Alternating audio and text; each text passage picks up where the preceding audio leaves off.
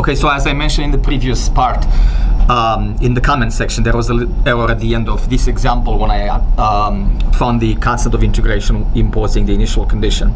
So I added the wrong particular solution. So just to follow up on that, the correct general solution for this ODE is c e to the minus t plus the particular solution, which is just e to the t.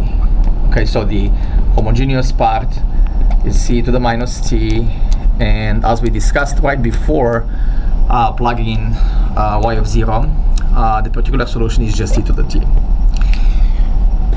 and I put 2e to the t. So if we solve for c, then y of 0 equals c to the 0 plus 1, which is set it equal to 5, the initial condition, and that means c equals 4. So the correct solution of the initial value problem becomes 4 e to the minus t plus the particular solution e to the t.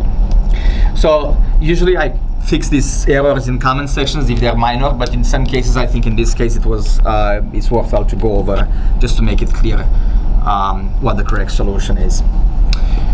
So let's continue.